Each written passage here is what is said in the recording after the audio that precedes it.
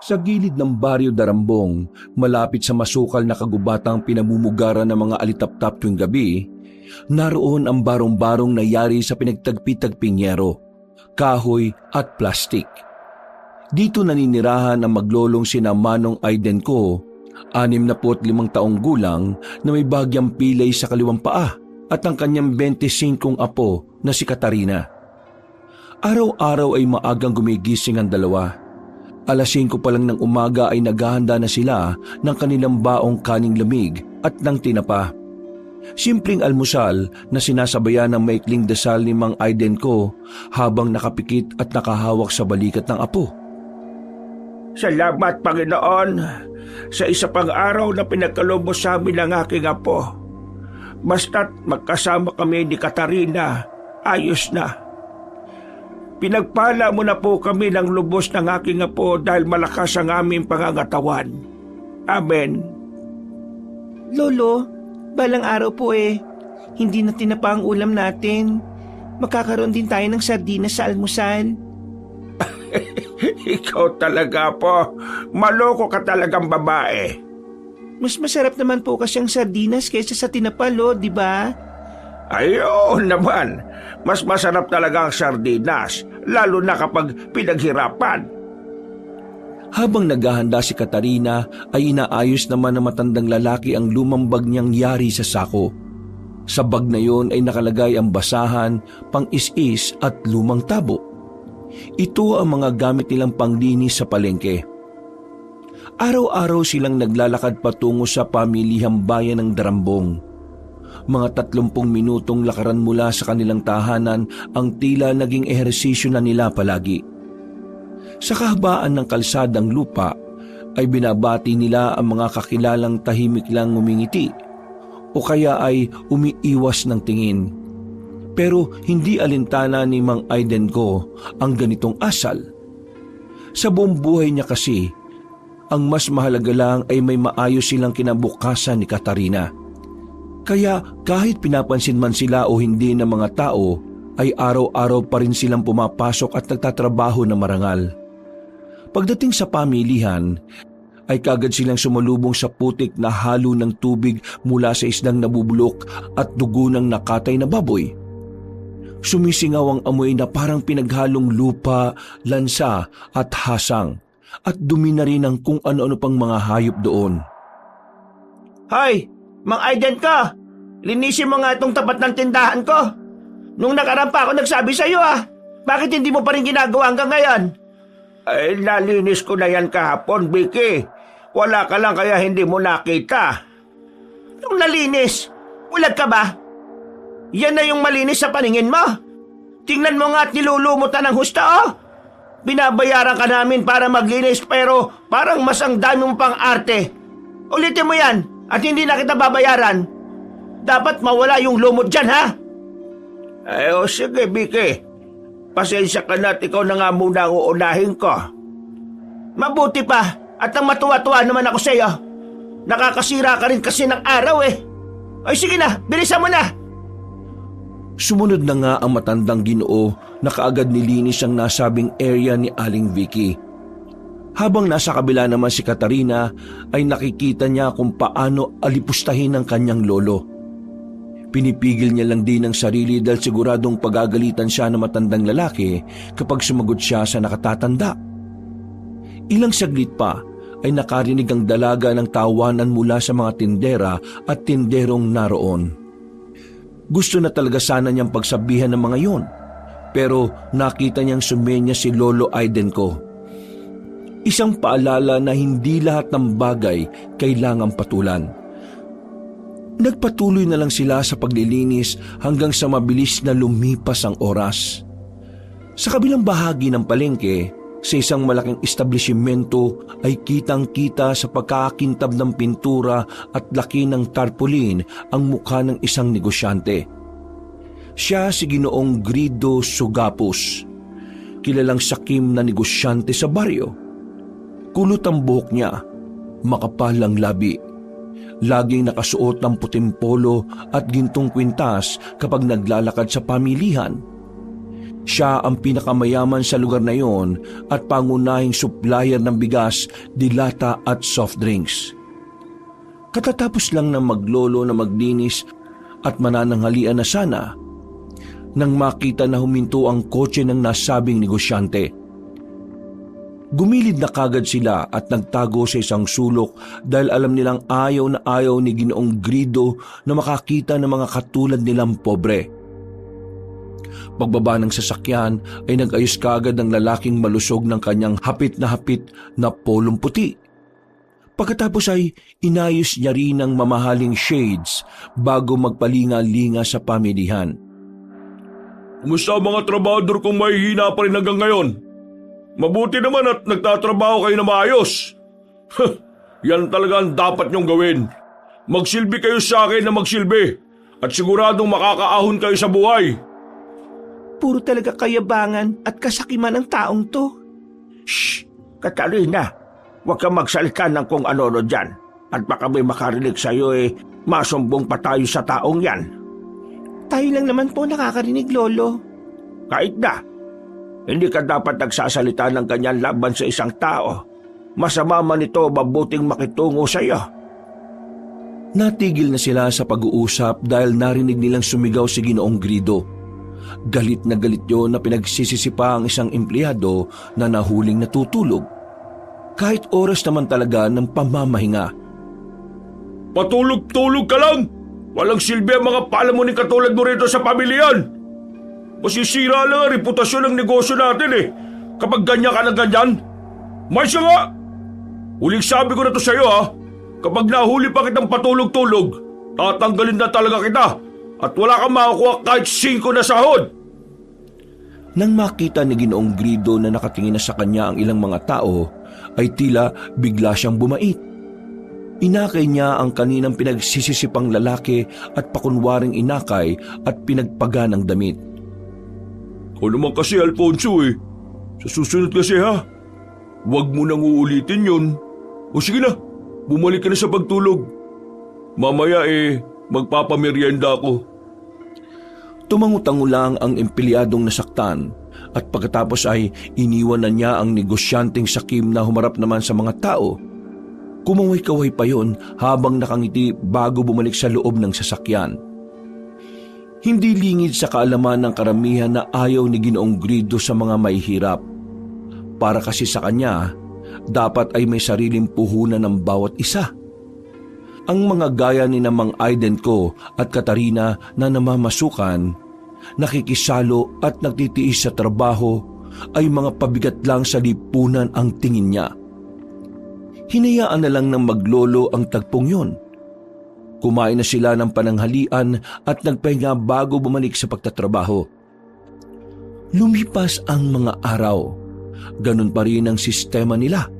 Kung hindi makakatanggap ng pang-aalipusta ay pandurugas naman ang makakamit. Lalo na si Lolo Aidenco. Isang araw ng Miyerkules, habang abala ang lahat sa paglilinis, ay nilapitan si Lolo Aidenco ni Belko na isang takatakboy. Mang Aidenco, baka may panukli ka dyan Dito sa 200. Kulang yung barya ko Ay nako, wala rin akong panukli dyan, Belko. Hindi pa nga nagbibigay si Vicky sa akin Yun lang din ang hinihintay ko. Sus, kahit kailan talaga si Aling Vicky. Kala mo rin kung sino Bakit ba hindi pa nakakarma yung mga ganyang tao no? Huwag ka magsalita ng ganyan, Belka. Baka mamaya may makarinig sa'yo at mapagdiskatahan ka rin doon. Alam mo naman kung gaano kasungit ang taong yun at walang sinasanto. Naku, Mang Aidenco. Subukan niya akong kantiin at di ko siya sasantuhin, Pahihititin ko siya nitong mga sigarilyo kong binebenta. Ikaw talagang tao ka, Alam mo, Mang Aiden, hindi ako kasing bait niyong maglolo Kaya nga tinuturuan ko kayong lumaban. Lalo na sa mga katulad ni Aling Vicky. Halos magkaugali na sila nung sakim na negosyanteng yun. Ni animal na Sir Gredo. Ay, magdadahan ka at baka may makarinig sa'yo. Kung si Vicky makakaya mo yung taong yon, Mas delikado pa sa delikado si Sir Gredo. Alam mo namang maraming mata yun lalo na rito sa pamilihan. Kaya nga hinihinaan ko lang ang boses ko eh. Ay, siya nga po pala. Ang balita ko nawala yung 15,000 na kita ni Sir Gredo kagabi. Ayun, galit nga eh. Baka raw may nakapulot at pinatatanong na niya yung mga trabador dito. Mag-iingat po kayo ni Katarina at baka mapagdiskitahan din kayo o mapagbintangan. Ha? Bakit pati ako at ang apo ko? Di naman kami napunta sa tindahan niya kahit di minsan. Alam naman nating lahat na galit yun sa mga katulad natin kaya hanggat maaari dumidistansya talaga kami ni Katarina. Alam ko naman po yun. Kahit mahirap naman tayo hindi natin magagawa ang mga ganong bagay, no? Tapat tayong magtrabaho at lumaban ng patas sa buhay.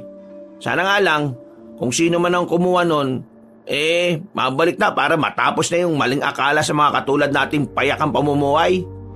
Iyon na nga pero, inuunahan ko na po kayo Maging maingat dahil hindi malayong mapagbintangan tayong lahat. Si Sir Gredo pa naman walang tiwala sa mga katulad natin. Pagkatapos ng pag-uusap nilang yon, ay kaagad pinuntahan ni Lolo Aidenko ang kanyang apo at ipinaalam nga ang tungkol doon. Narinig ko nga po kina Jeneline Yasmin at Sheena ang tungkol doon, Lolo. Mga tindera yun ni Sir Gredo. Halos nagwawala-wala na nga raw yung amo nila kagabi pa Kapag daw hindi nahanap yun, maghahati-hati silang makakaltasan sa sahod. Ay, grabe talaga ang taong yan, no? Ano naman ang kinalaman ng mga trabahador niya at bakit sila ang maghahati-hati para lang mabuo yung 15,000 na yon? Napakalaking kabawasan ito sa sahod ng mga kawawang popre. Kaya nga po nag-iiyakan sila Jeneline, Yasmin at Sheena kasi halos wala silang sasahunin kung magkataon, Lolo. Sana ako na lang ang nakakita ng pera. Natigilan na sa pag-uusap ang maglolo dahil biglang sumulpot si Aling Vicky sa likod nila. Katakataka rin na may mga kasamang tanod ang masungit na ginang. Dinig na dinig yun naman ang mga sinabi na matandang to, di ba? Narinig yung sinabi niya, hindi ba, Mark? Rainier? Tama talaga ang hinala ko na siya ang kumuha ng nawawalang pera ni Sir Gredo. Ha? Aling Vicky, ano pong pagbibintangan sinasabi niyo? Hindi yung pagbebentang. Narinig ko mismo sa usapan nyo na ang sabi ng lolo mo siya yung nakakita ng pera. Kung siya yung nakakita, ibig sabihin, siya talaga yung kumuha. Magnanakaw ka, Mang Aiden ko! Sumusobra na po kayo Humamin ka na, Mang Aiden ko! Ano ka, Aiden ko? Wala kang ninanakaw na pera, Vicky. Nagtatrabaho kami ng apo ko na maayos. Hindi mo pa nga nabibigay yung pinagtrabahoan namin Sa tingin mo ibibigay ko pa yun sa'yo? Magnanakaw ka? Sige na, Mark, Rainier. Huliin nyo na yan at dalhin nyo na yung magnanakaw na yan. Teka lang. Wala akong alam sa mga pinagsasabi ba? Nagmamang-maangang ka pang magnanakaw ka? Sa presinto ka magpaliwanag! Hindi po nagnakaw ang lolo ko. Sinungaling ka, Aling Vicky. Subalit kahit anong awat ni Katarina at pagpigil ay wala na siyang nagawa dahil malakas ang dalawang kalalakihan na sina Mark at Rainier. Mabilis ang mga pangyayari. Dinampot na nga si Lolo Aidenko at dinala sa himpilan ng barangay at walang nagawa ang dalaga. Awang-awa siya sa matandang lalaki dahil halos kalad ka rin yun ng mga kalalakihan. Napayak na lang si Katarina at ang makita yon ni Belko ay inalo-alo na lang niya ang dalaga. Dahil wala rin naman siyang magawa. Tuwang-tuwa naman si Aling Vicky na parang isang demonyita na nagkatawang tao. Wala namang kasalanan ng lolo ko, Kuya Belko. Oo, Katarina. Alam ko yun. Mas mainam pa Sumunod tayo ron sa istasyon para maalaman natin ang lagay ng lolo mo. Makalipas ang ilang sandali, sa maliit na presinto ng Baryo Darambong ay kinumpronta si Lolo Aidenko ni PO3 Tomas Halili. Tahimik ang 30 anyos na pulis, ngunit makikita sa mga mata niya ang matalas na obserbasyon. Tatang, kilala ko po kayo Ilang taon na kayo nagtatrabaho sa may pamilyan pero wala akong matandaan kahit isang insidenteng nagsinungaling kayo. Yun nga lang po kailangan ko magtanong dahil kayo ang itinuturong suspek sa pagnanakaw ng pera. May alam mo ba kayo sa nawawalang pera ni Ginoong Gredo? Maniwala ka sa akin, officer. Wala akong kinukuhang kahit na anong pera. Hindi nga ako lumapit sa tindahan ng taong yun Nagtatrabaho lang ako ng marangal kasama ang apo ko. Hindi ako magnanakaw. Paniwala ka. Naniniwala naman ako sa inyo, Tatang. Isa pa pinacheck ko na rin yung mga gamit nyo at wala namang nakitang ebidensya laban sa inyo. Kaya maya-maya lang ay pwede na kayong umalis. Pagkatapos ng ilang saglit pa nilang pag-uusap, ay pinakawalan na si Lolo Aidenko. Eksakto rin naman ang pagdating ni Katarina at Belko na sumalubong sa matandang lalaki. Napatunayan man na walang sala ay hindi na rin naalis sa mga taga-baryo ang pagbibintang na nangyari. Pinakalat na kasi ni Aling Vicky ang tungkol dito at dinagdagan niya pa ng mas malala ang mga kwento. Dahil doon, pagbalik ng maglolo sa pamilihan ay mapapansin ang panlalamig sa kanila ng mga tao. Katakataka rin na hindi na kinakausap si Katarina ng mga kaibigang tendera na sina Jeneline, Yasmin at Sheena. Nabalitaan din kasi nila na si Lolo Aidenko nga raw ang nagnakaw ng 15,000 piso ni Ginoong Gredo. At pag uwi nila, ay dinig na dinig ng maglolo ang mga sinasabi ng mga tao. Hindi na nga ito may tuturing na bulungan dahil tila sinasadya talagang iparinig sa kanila. Pinangungunahan pa ito ni Aling Vicky na halatang galit na galit sa maglolo. Vicky, kukunin ko sana yung sahod sa paglilinis sa tapat ng tindahan mo. Anong sahod ang pinagsasabi mo, ha? Nahihilo ka ba, Mang Aiden ko? Mga kasama, narinig niyo ba yung sinasabi na magnanakaw na to? Ha? Ang kapal ng mukha na manghingi ng sahod, samantalang siya ang nagnakaw ng pera ni Sir Gredo. Wala akong ninakaw. At kailan pa umamin ang siyang magnanakaw, ha? Hindi po magnanakaw ang lolo ko. Kaya nga siya pinalaya dahil walang nakita si Officer Halili na sapat na ebidensya. Abay, malay ba namin na magaling siya magtago? Na magaling kayong magtago ng perang ninakaw niya? Mag-iingat ka po sa mga sinasabi niyo, Aling Vicky. Gusto mo po yatang ikaw ang ipablatter namin ng lolo ko no? Kapag di mo binigay ang sahod niya ngayon, tatawagin ko yung pulis na yon at ikaw ang ipadadampot ko. Dahil sa sinabing yun ng dalaga ay natakot ang mataray na babae. Wala tong nagawa kundi ibigay at ihagis ang 200 sahod ni Lolo Aidenko. At dahil na rin sa pagkapahiya, kaya umalis agad ang ginang. Nagsunura naman ang mga kasamahan niya na masama ang tingin sa maglolo. Hayaan niyo na muna yung mga yon. Mas mabuti pa, Mang Aiden, Katarina. Umuwi na muna kayo. Dahil iba ang tingin ngayon ng mga tao sa inyo Hindi nga ako nagkamali ng hinala kanina na paghihinalaan kayo. Ay nako, kahit kailan talaga yung si Aling Vicky. Walang naidulot na mabuti. Pati yung mga nasa pamilyan din Madali niyang naimpluwensyahan. Maraming salamat, Belko.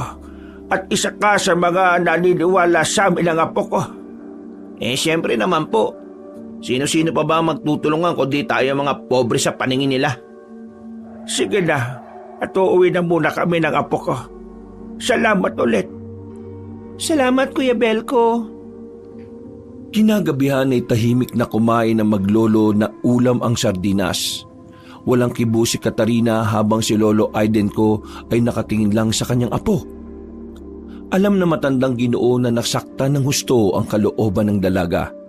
Kaya inaliw niya na lang yon. Apo, ang sarap ng ulam natin ngayon Sinabi ko naman sa iyo na tama nga talaga ang sinabi ko. Na kapag galing sa pinaghirapan ng ulam mas lalong sumasarap. Oo nga po, Lo. Bakit naman parang pinagbagsakan ng langit at lupa yung mukha mo? Hindi ka ba masaya na nakapag-ulam na tayo ulit ng sardinas? Sa susunod karne naman kapag nakuha ko na yung sahod ko kay Oleb. Iniisip ko lang po yung nangyari kanina. Yung tingin ng mga tao sa atin. Parang ang sama-sama na kahit hindi naman totoo yung nangyari. Hayaan na natin ang mga yun, Apo. Basta alam naman natin na hindi tayo magnanakaw. Lo, hindi ko na po kaya eh. Pinagtatawanan nila tayo. Nakita niyo po ba kung paano nila tayo batuhin ng mga mapanghusgang tingin? Baka po bukas, totoong bato na talagang itapon nila sa atin. At sa mga susunod baka sunugin na nila itong barong-barong natin. Apo, masakit man wala tayong magagawa kundi ang magtiis. Maniwala ka lang sa akin at lilipas din tong mga nangyari. Mababaon din sa limot ang lahat at malalaman ng mga taga-baryo ang totoo na wala kong ninakaw at hindi tayo ganong uri ng tao. Hindi rin naman importante ang sinasabi ng mga tao sa atin Basta tayo, totoo ang puso natin na nakikita ng langit. Hindi na umimik si Katarina. Napakagatlabi na lang siya. Ngunit sa ilalim ng dilim ng gabi, sa kabila ng palaho ng kuliglig sa likod ng barong-barong, naramdaman niyang may isang bagay na umiinit sa kanyang dibdib. Isang galit na unti-unting nabubuhay dahil matagal na itong natutulog sa kalooban niya. Tila hindi na makapagtimpi ang kalooban ng dalaga. Lalo na ngayong pati ang kanyang lolo ay inaalipusta na ng mga nakakaangat sa buhay.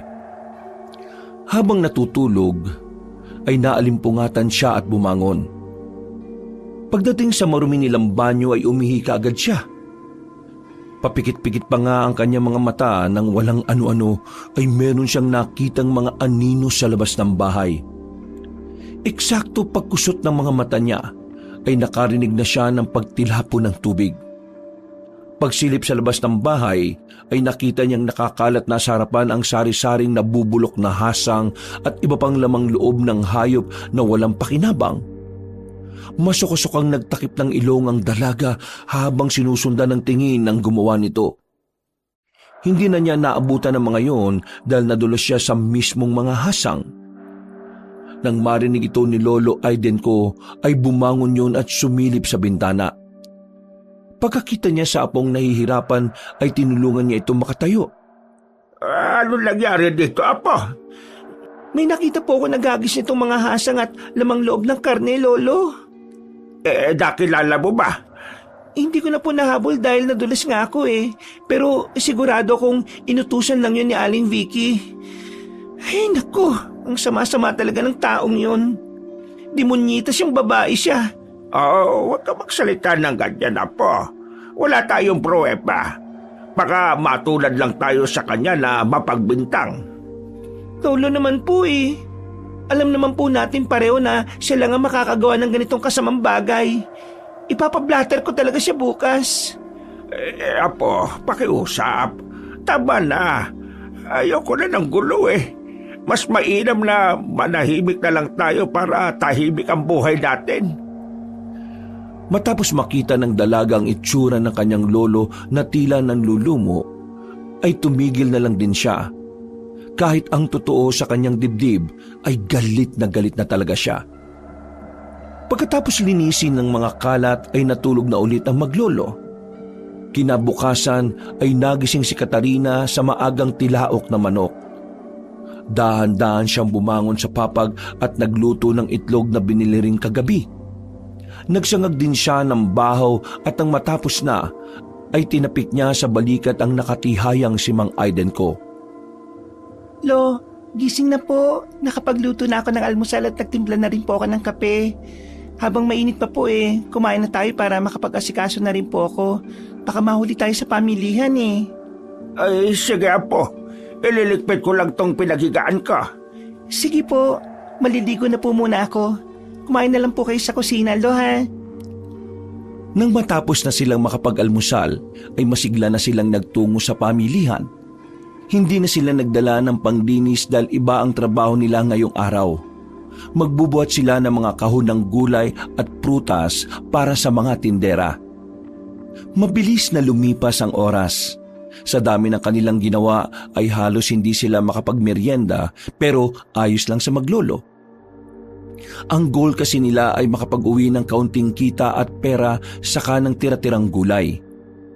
At ang akala nila ay magiging maayos na ang lahat dahil hindi naman na sila pinapansin ng mga nandun, ay may hindi magandang mangyayari. Gumawa na naman si Aling Vicky ng eksena. Kasabwat si Aling Olive ay nagsisisigaw sila sa gitna ng pamilihan. Mga kasama! Mga kasama! Si Aling Olive! Ninakawan ni Mang Aiden ko! Ano pong sinasabi niyo, Aling Vicky? Paano po gagawin ng lolo ko? Maghapon kami nagbubuhat ng mga gulay. Gumagawa na naman po kayo ng kwento Anong gumagawa ng kwento? Bakit di nyo ilabas yung bag ng lolo mo para makaalaman na? Eksaktong nandun na naman si Mark at Rainier na daladala na ang bag na matandang lalaki. Si Aling Olive ay galit na galit naman habang pinagmamasda na maglolo. Dahil din doon ay naagaw ang atensyon ng mga taong nasa pamilihan. Kitang-kita ni Katarina kung paano sila tapunan ng mga mapanghusgang tingin ng mga naroon. Ay, Rainier! Ano bang ginagawa nyo?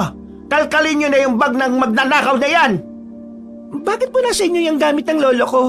Siguradong pinagplanuhan nyo na naman kami, ano? Ano po ba kasalanan namin sa inyo, Aling Vicky, ha?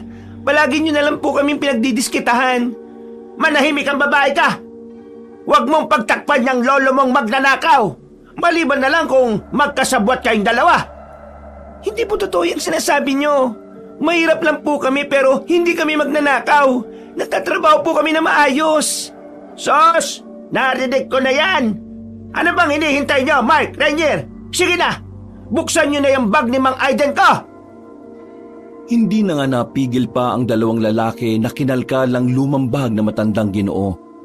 At nakita nga nila ang 500 piso na purong barya na nakabalot pa sa plastik.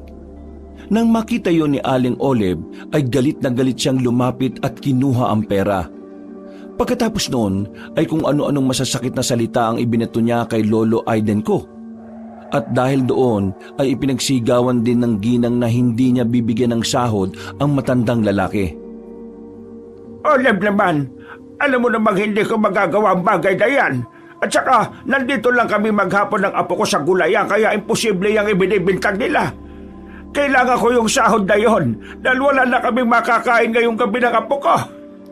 Huwag ka magpapaniwala sa magpapaawa ng mga yan, Olive. Kitang-kita na ninakawan ka na ni Mang Aiden ko.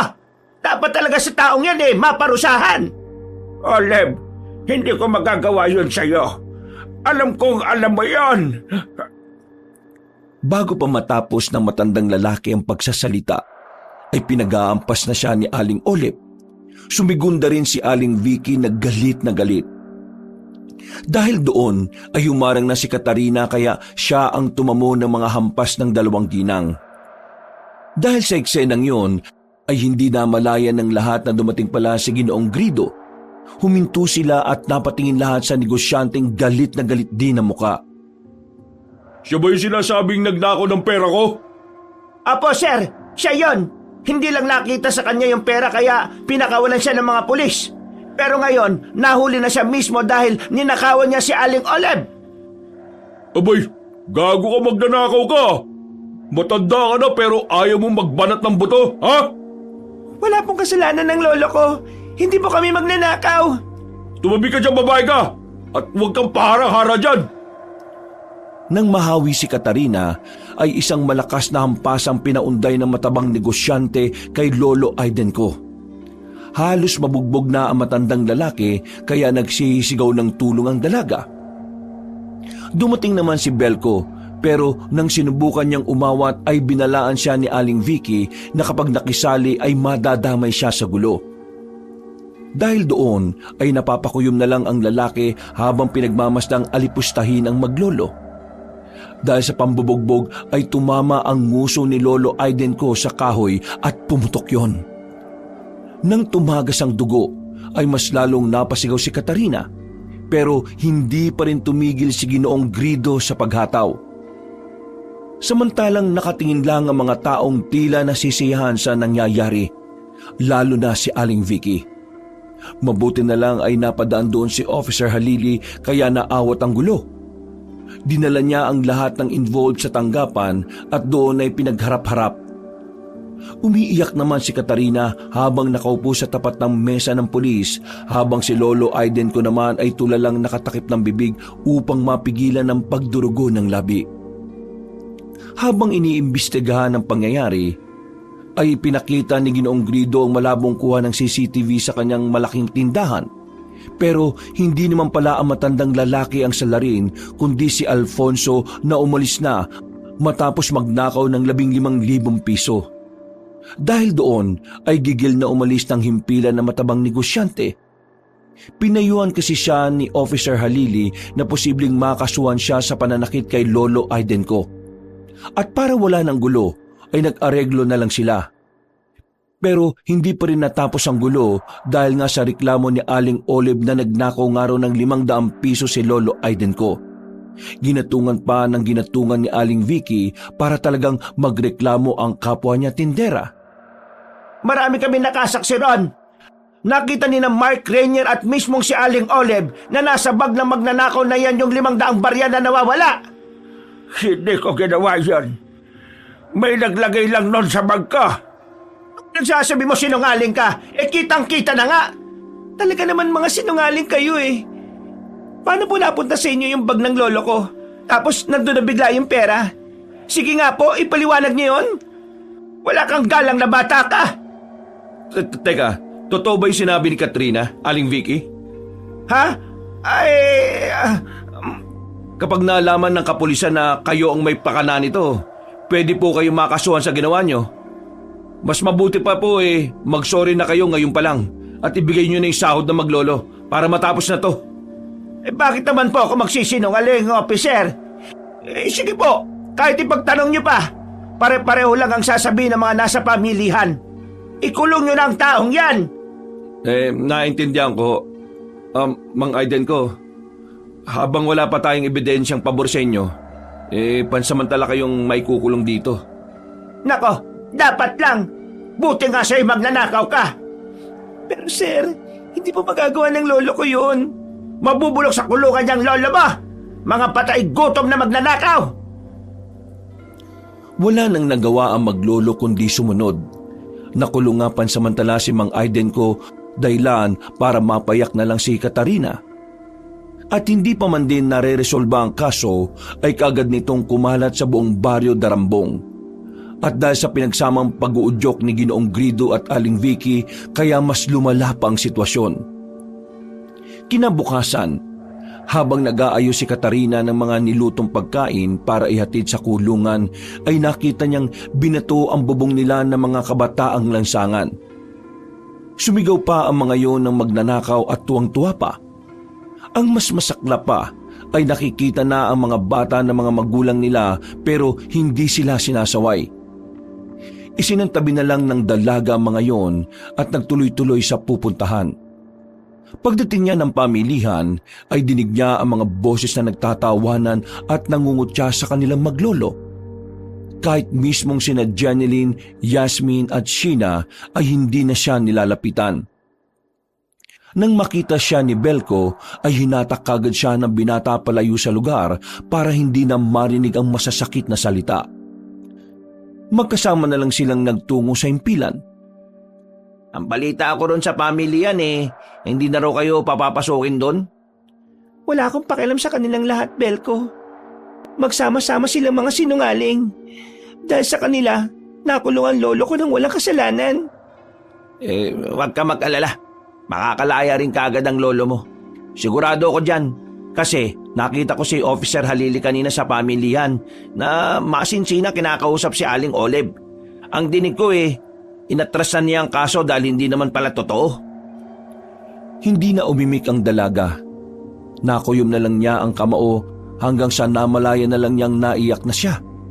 Hinagod-hagod na lang siya sa likuran ni Belko at nagpatuloy na sila hanggang makarating sa impilan. Katulad ng sinabi ng binatang takatak, pinalaya nga si Lolo Aiden ko. Pero ang reputasyon nilang maglolo ay sirang-sira na dahil sa mga katulad ni Ginoong Grido at Aling Vicky. Pag-uwi nila ay sinalubong sila ng pananahimik ng mga taga-baryo. Pero ramdam na maglolo ang mga panghusga ng mga tao.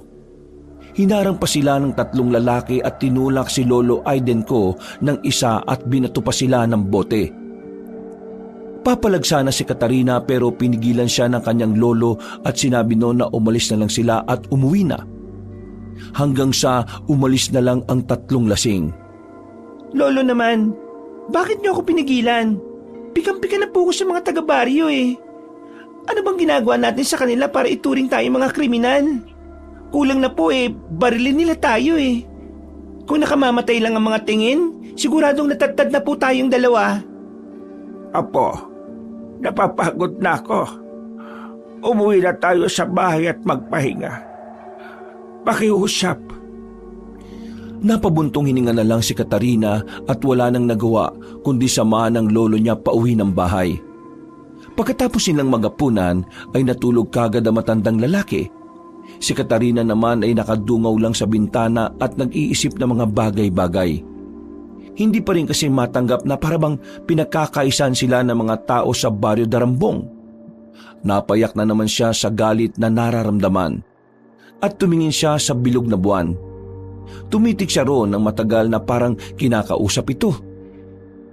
Wala naman po kaming ginagawang kasalanan ng lolo ko. Wala kaming tinatapakang ibang tao pero parang bakit kami yung laging naghihirap? Hindi naman kami masamang tao pero bakit sila yung pinagpapalat hindi kami? Grabe tong galit na nararamdaman ko sa dibdib ko. Kaya isinusumpa ko na darating ang araw, makakatikim kami ng katarungan mula sa langit o kahit na sa impyerno. Eksaktong pagkasabi niya noon, ang katahimikan ng gabi ay tila nabulahaw ng nakakapangilabot na alulong ng mga aso mula sa hindi kalayuan. Umihip ang malamyang hangin at nang dumampito sa balat ng dalaga ay napayakap siya sa sarili dahil sa kakaibang hatid nito. Pakiramdam niya tuloy ay parabang may nakatingin na nakarinig ng mga sinabi niya. Bumalik na siya sa higaan at isinara na ang bintana. Paghiga ay nakatulog kagad siya. Pero nagising din siya dahil muling narinig ang alulong ng aso at sa pagkakataong ito ay mas nakakatakot ito at mas malapit. Wala sa sariling napasilip siya sa bintana. Inangat niya ito at dumungaw sa labas. At sa isang kisap mata ay may nakita siyang nilalang na nakatayo sa tapat ng kanilang bakuran. May balat na parang makintab na kaliskis. Gumagapang ito. Mahaba, mistulang higanting sawa ngunit may ulo ng tao pero hindi niya makilala ang mga mata na parang halintulad ng uwak at ang dila ay higit pa sa 2. Sisigaw na sanang dalaga nang biglang ngumiti sa kanya ang nasabing halimaw na kung tawagin ay alungawan. Ang alungawan ay isang uri ng mga sinaunang mga aswang.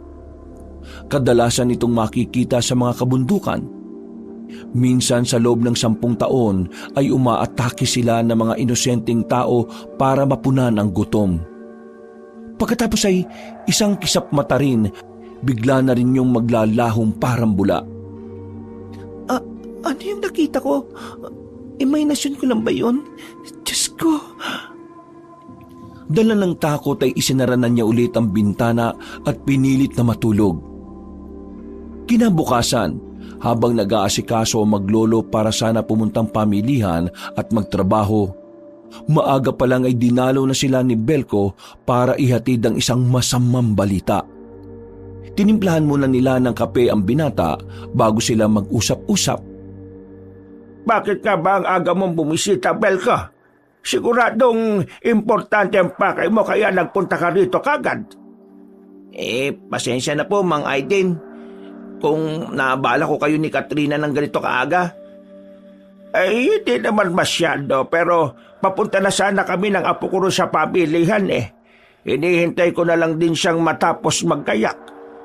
Kung may sasabihin ka sa daan mo na lang sabihin. Yun nga po ang pinunta ko rito, tungkol sa pamilihan. Ha? Bakit? Anong meron sa pamilihan ha? Nabsuelto naman ako at napatunayan ko rin naman sa sarili ko na hindi ako yung nagnakaw ng pera ni Oleb. Hindi lang naman po tungkol doon, Mang Aiden. Kaya ako nagpunta rito para abisuhan kayong maglolo na wag na muna kayong magpunta sa pamilihan. Ha? Eh, bakit naman, Belko? Katarina, butit nandito ka na. Dapat marinig mo talaga to. Kasi narinig ko kagabi sina Aling Vicky, pati si Aling Olive at yung iba pa ron sa pamilihan. Kasama na rin yung dalawang mokong natanod na sunod-sunuran na sila Mark at saka Rainier. Ano bang meron? Pinagchismisan na naman ba kami ni Lolo? Ay nako, wala na akong pakialam sa kanila. Hindi lang chismis. May plano talaga silang masama sa inyo. Lalo na si Aling Vicky. Ang sabi nila, hindi na nila kayo pahihintulutan na magtrabaho ron sa pamilihan. Isasanggunin nila yung kay Sir Gredo. Kaya siguradong mga anganib ang kabuhayan nyo. Bakit naman nila gagawin nyo sa amin? Paano na lang kami kakain nito kung wala kaming trabaho? Wala naman kami ginagawang masama. Alam ko naman po yun. Pero hindi ganun ang tingin nila eh. Lalo na si Aling Vicky na parang ang laki po talaga ng galit sa inyong maglolo.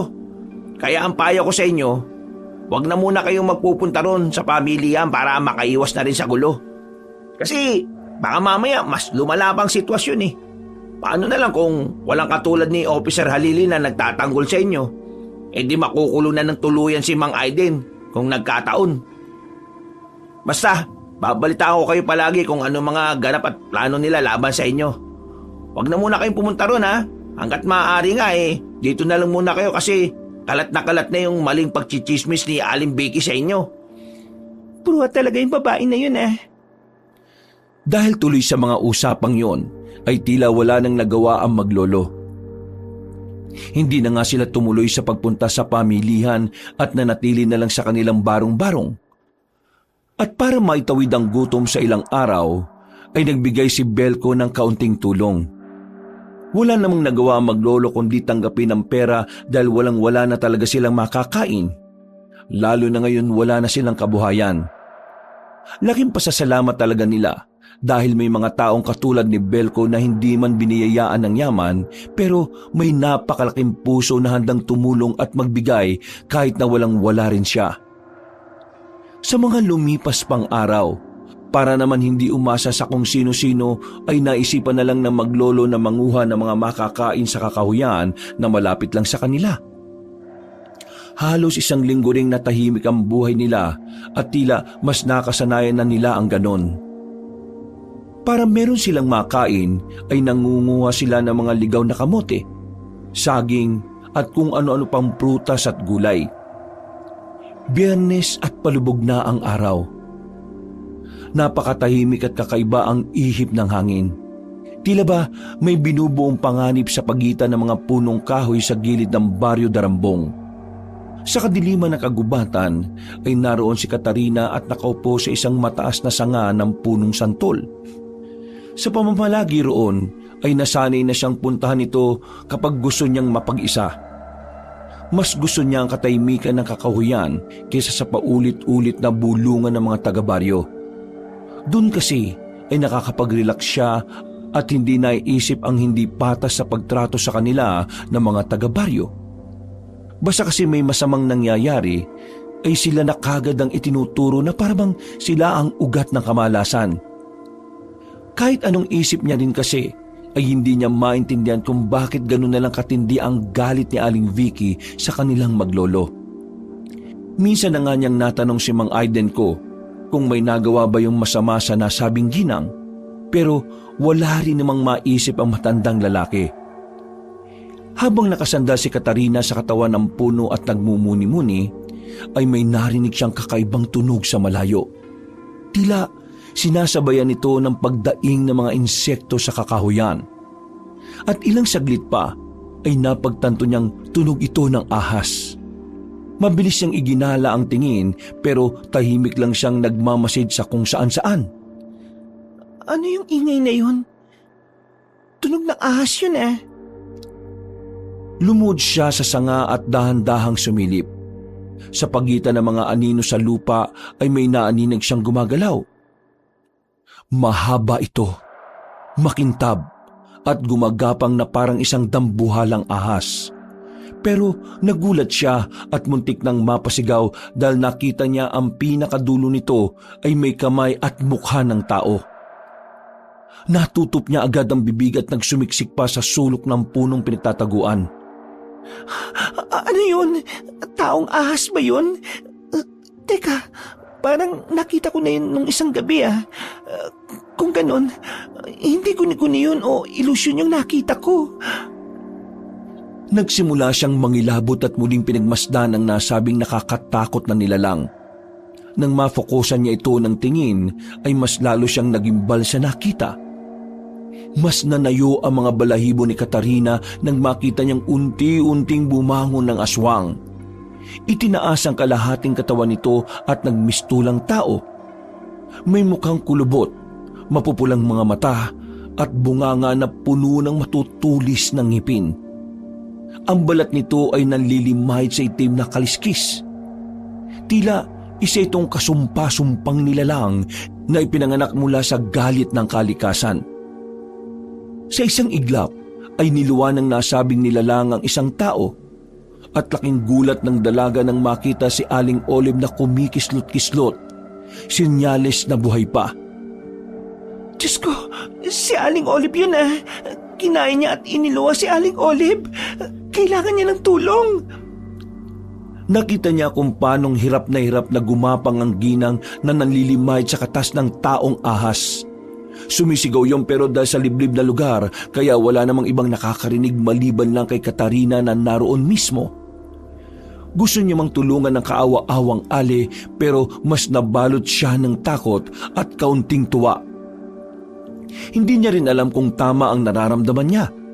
Pero malinaw na sa kabilang banda ay gustong-gusto niya ang nakikita. Kung paanong mahirapan si Aling Olive na isa sa dahilan kung bakit nakulong si Lolo Aidenko at napagbintangan silang masasamang tao. Nang unti-unting makatakbo ang ginang ay humanap yon ng matatakbuhan at matataguan. Pero ngumiti lang ang taong ahas at mabilis siyang nahuli.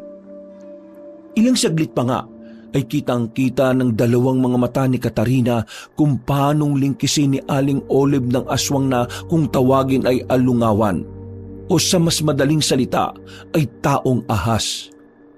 Dinig na dinig din ang pagmamakaawa ng ginang na walang kalaban-laban at kung paano maglagutukan ng mga buto niya. Hanggang sa sumirit na ang mga dugo sa mga mata, bibig, ilong at tenga. Kasunod noon ay nawalan na nga ng buhay ang Ali. Kitang-kita ng dalaga kung paanong lulunin ng buong buo si Aling Olive. At kasunod nito ay isang nakakakilabot na tunog ng hinihigop ang umalingaw-ngaw sa kakahuyan. Parang buti lang ng bigas ang ginang na sinasagpang ng malagkit na dila. Diyos ko po, ano to? Tikong bibig si Katarina habang naluluha sa kinatatayuan. Hindi niya mayalis ang tingin sa taong ahas na ngayon ay gumagapang na palayo.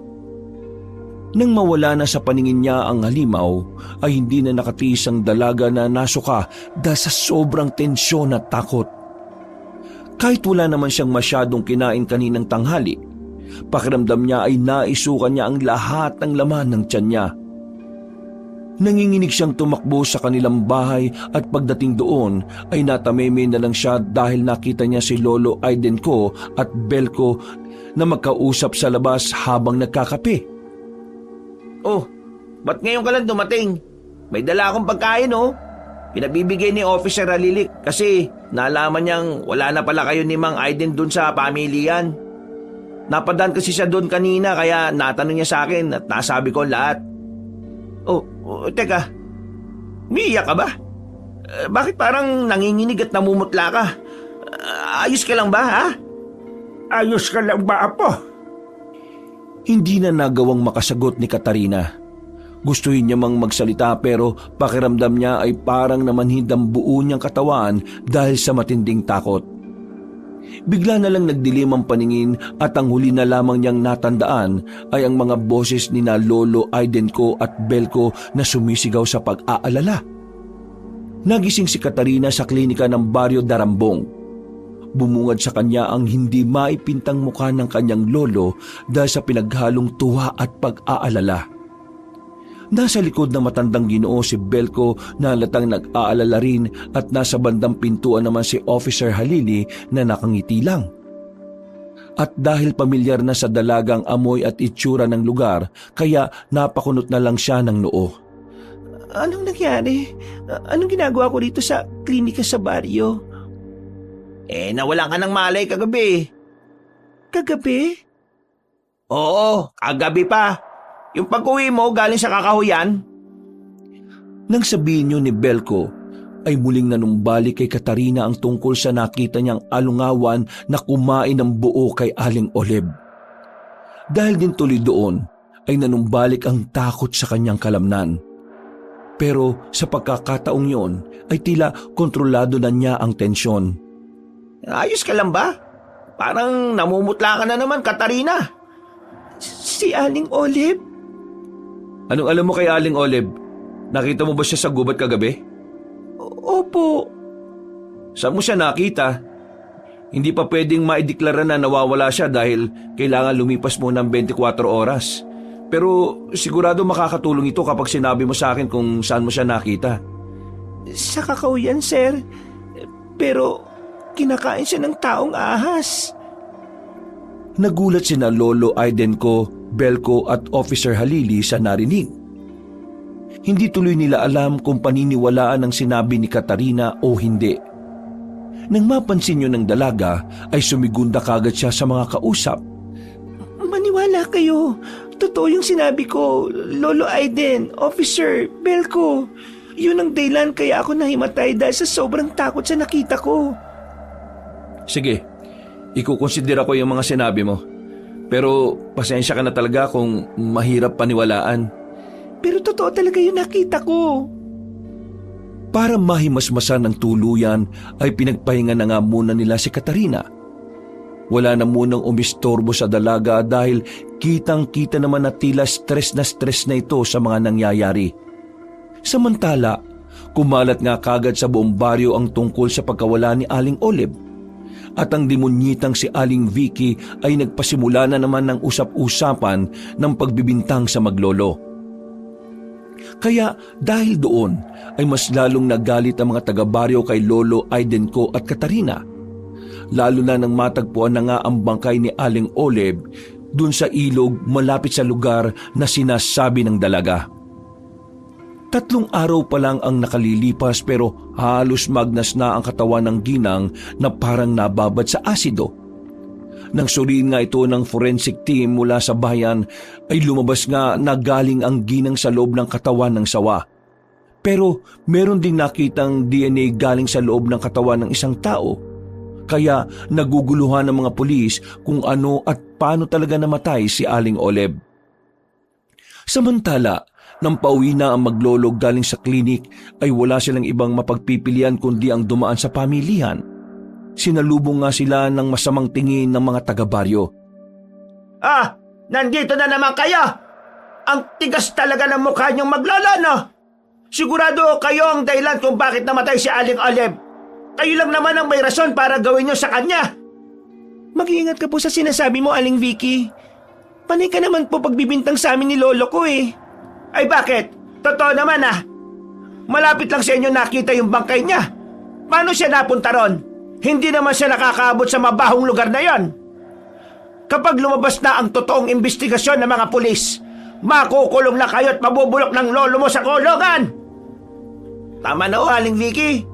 Wala naman pong kinalaman na maglolo sa nangyari. Kahit itinong niyo pa kay Officer Halili. Hindi niyo po ba alam na ang pumatay kay Aling Oleb ay hindi ordinaryong nilalang? Taong ahas o tinatawag na aluwangan. Yun ang gumawa nito sa kanya. Kaya wag ko kayong basa-basa ng bibintang ng mga inosenteng tao. Dahil sa revelasyong yon ni Belko ay nagulat ang mga tao at natakot. Nanahimik sila at hindi na nga ginambala pa ang maglolo.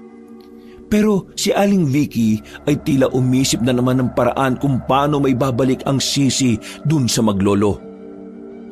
Sa kabilang banda ay pasimpleng napangiti si Katarina, ngunit hindi sa galak kundi sa isang madilim na kasiyahan. Ngayon ay malinaw na sa kanya na isang parte sa kanyang puso ang natuwa sa sinapit ni Aling Olive. Parang may gumagapang na damdamin sa kanyang dibdib. Isang tila pag-uudyok ng pagkatuwa sa paghihirap ng iba. Katulad ng ginagawa sa kanila ni Aling Vicky. Napansin yun ni Lolo Aiden ko, kaya pag-uwi nila sa barong-barong ay kinumpronta niya kagad ang dalaga habang sila ay nagkakape. Umalis na rin kasi si Belko dahil kailangan pa itong magtrabaho sa terminal. Ika ko nga sa'yo doon pa, Katarina. Huwag mo ngayaang tabunan ng galit ang puso mo. Ano pong ibig niyang sabihin, Lo? Alam mo ang ibig kong sabihin. Alam kong marami sa kanila ang hindi maganda ang trato sa atin. Pero hindi ibig sabihin ay magagalak tayo kapag sila naman ang nawalan. Ang kasamaan na po ay parang apoy na kapag pinayagan mong lumaganap yan sa loob mo, baka pagbulat mo ikaw na ang sinusunog nito. Pero Lolo, kung ang apoy ay nagsunog ng mga walang kasalanan, hindi ba tama lang na balikan ito ng apoy din? Ang paghihiganti, Katarina, ay pagkain na habang niluluto mo, ikaw din ang nauupos sa gutom. Kung gusto mong lumaya sa sakit, patawarin mo. Hindi dahil karapat-dapat sila, kundi dahil karapat-dapat kang makalaya at matahimik. Mas masarap mabuhay na walang daladala sa dibdib. Napabuntong nga si Katarina dahil ayaw pa niyang tanggapin sa sarili niya ang mga sinabi ng kanyang lolo. Pero sa kanyang puso ay may bakas ng liwanag na naiwan sa kanyang lolo. Liwanag na magbibigay sa kanya ng pag-iingat sa mga susunod pang pangyayari. Ngunit sa kabilang banda ng kanyang isipan ay malinaw ang imahe ng nilalang na nakita niya. Ang aluwangan na siya ngayong tila malaking takot sa buong baryo ng Darambong. Kinabukasan at sa mga sumunod na araw, ang akala nila ay okay na ang lahat dahil wala ng mga taga-baryo ang gumugulo sa kanila. Pero isang hapon, habang pauwi ang maglolo galing sa kabilang bayan, ay hinarang sila nila Mark at Rainier at pinagkaisahan. Bakit na naman po ba, Kuya Mark, Kuya Rainier? Ano na naman pa kayo sa amin ng lolo ko? Nananahimik na kami Bago pa matapos ng dalagang pagsasalita, ay sinampal na siya ng malakas ni Mark. Napaupo siya at nakaramdam ng pagkahilo. Nang makita yun ni Lolo Aiden ko, ay sinubukan niyang umawat pero binugbog na siya ng dalawang lalaki. Dahil doon na hindi na talaga napigilan ni Katarina ang sarili. Kumuha siya ng malaking bato na nasa gilid at hinagis niya sa dalawang lalaki. Nagulat ang mga yun at napaatras dahil na rin sa takot na matamaan ng malalaking bato. Mga walang iya kayo! Wala kaming ginagawa pero pinagdidiskitahan nyo kami palagi. Ano bang atraso namin sa inyo? Dahil basta mahirap lang kami? Nagtawanan pa ang dalawang lalaki at sinabi nga na binigyan sila ng tig-1,000 ni Aling Vicky para lang gawin yon. Mas lalong nagalit ang dalaga kaya hindi na siya nagpaawat kay Lolo Aiden ko. Sinusumpa ko kayong lahat na nangapis sa amin ng lolo ko. May araw din kayo. At sinisiguro ko sa inyo na magbabayad kayong lahat. Tandaan niyo tong sinabi ko. Napayak na siya dahil sa sobrang galit. At dahil na rin sa sigaw na yon ay narinig siya ng maraming tao na malapit sa pamilihan. Malinaw na malinaw para sa mga taga-baryo na tila ba pagbabanta ang mga sinabi ng dalaga. Lalo na si Aling Vicky na nanulsol sa mga taga-Darambong. Mabilis na lumipas ang oras. Matapos magamot ang mga sugat ni Lolo Aiden ko ay nagpahinga na nga ang maglolo. Hindi na rin sila nagreklamo dahil ayon sa matandang Ginoo ay ayon na nito ng gulo. Labag man sa loob ng dalaga ay nirespeto niya ang gusto ng kanyang lolo. Malalim na ang gabi. Hindi mapakali si Katarina habang nakaiga sa papag na tinabingan ng kulambo. Malamig ang hangin mula sa kakahuyan pero mas malamig ang pakiramdam niya sa dibdib. Ang mga pasa sa katawan ng kanyang lolo Aiden ko ay tila mga punit sa mismong puso niya. Alam niya na kahit maingat at banayad ang pagkilos ng matanda sa higaan nila, naririnig niya ang impit nitong pag-ungol tuwing gagalaw. Higit pa sa mga pasa at sugat na mangyayari sa kanila, Lolo. Sinusumpa ko yan. Ang mga walang yang yon, si Arling Vicky, si Kuya Mark, si Kuya Rainier, pati yung mga taga-baryo. May araw din silang lahat. Sa sobrang galit ay tila nakagat na nga niya ang labi na nagdugo ng kaunti. Kanina pa niya gustong ipikit ang mga mata pero ayaw siyang tantanan ng mga alaala ng pambubugbog ni Mark at Rainier. Napakabilis ng pangyayari at kahit pati ng kanyang pigilan ng mga ito, masyado siyang mahina at wala ring nakialam sa mga kapitbahay. Makakaganti rin tayo, Lolo. Kahit di ko alam kung paano. Alam kong makakaganti rin tayo. Habang iniisip-isip ang pagganti, ay isang tunog na naman ang muling gumambala sa katahimikan ng gabi. Isa yung tila paggapang sa tuyong damo. Kasunod ang tunog ng pag-igik na parang huni ng isang hayop na may kahalong pagdaing. Mula sa may bintana ay narinig niyang gumalaw ang mga dahon sa kakahuyan. At hindi nga siya nagkamali ng hinala dahil nakita niyang muli ang alugnawan. Naalala niya kasi na yun din ang tunog na narinig niya nung nakaraang gabi bago natagpuan ang bangkay ni Aling Oleb. Agad siyang bumangon at nagsuot ng itim na balabal. Dumukot siya ng maliit na kutsilyo sa ilalim ng banig. Hindi para makipaglaban, kundi para may pananggalang kung sakaling mapahamak. Lumabas siya ng bahay ng dahan-dahan upang hindi magising si Lolo Aidenko. Mabilis ang tibok ng kanyang puso habang tinatahak ang madamong landas papunta sa kakahuyan.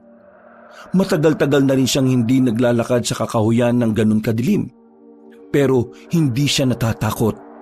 Sa halip ay para bang inihila siya ng isang kakaibang pag-asa na muling masilayan ang alungawan. Hindi niya rin alam kung bakit, pero parang ang taong ahas ang nagbibigay sa kanya ng pag-asa na makakaganti sa mga nang-api sa kanilang maglolo. Siguradong meron na naman siyang nabiktimang tao. At kung taga-Darambong na naman, dapat lang yun sa kanila. At mula sa di kalayuan, sa pagitan ng mga punong mulavi at akasya ay naroon ang dalawang anino. Nanlaki ang mga mata ng dalaga nang makita sina Mark at Rainier. Nagbubulungan ang mga yon habang may hawak na bote ng gin. Kitang-kita ang mga mukha nila dahil sa liwanag ng bilog na buwan. Anong ginagawa ng mga mokong na ito rito sa ganitong oras? Mukhang may ginagawa silang kalokohan, ha? At tama nga ang hinala niya dahil may pinaghatian na pera ang dalawa na nakasupot pa. Halatang galing sa pamilihan. Maganda nga kasing pagdausa ng katarantaduhan ng lugar dahil walang ibang makakakita o makakarinig sa kahit anong diskusyon. Kung paano sila nakapaglabas ng mga produkto sa tindahan ni Ginoong Grido, pati na rin kung paano sila nakakupit ng pera sa kahera. Ang kakapal talaga ng mga mukha nito. Siguradong sila Jeneline, Yasmin at Sheena na naman ang malalagot sa amo nila kapag nalamang may nawawalang pera. Kukumprontahin na sana niya ang dalawa, pero sa likod ng mga yon ay hindi nila alam na sila na pala ang pinapanood ng alungawan. Naaninag na yon ni Katarina kaya hindi na siya gumalaw pa sa pwesto. Tila mula sa lilim ng mga puno, gumapang ang napakahabang katawan ng taong ahas. Para bang may malahaplos na pagsayaw sa lupa habang unti-unti itong lumalapit. Napalingon si Mark nang marinig ang kaluskos pero huli na. Naulan ng binalot ng napakahabang buntot ng aluwangan ng katawan niya. At sa isang iglap ay nadurog ang mga buto niya sa paglingkis. Napamura ng malakas si Rainier nang makitang nagkandalaglagan ng mga perang hawak ng kapwa niya mandarambong. Bukod doon ay dinig din niya ang paglagutukan ng mga buto ni Mark kaya napayaw din siya ng ubod ng lakas. Subalit walang nakaririnig maliban sa taong ahas at kay Katarina. Ang dalaga ay tila aliw na aliw sa nakikita dahil para na siyang nakaganti sa mga yon. Dapat lang sa inyo yan. Sige, alungawan. Pahirapan mo yung mga yan bago patayin. Tumakbo si Rainier na naiwan na ang bote ng alak at pera. Pero bago pa man siya makalayo ay sinagpang na rin siya sa hita ng taong ahas. Natumba siya sa lupa habang nagsisigaw ng tulong at pilit na kumakawala.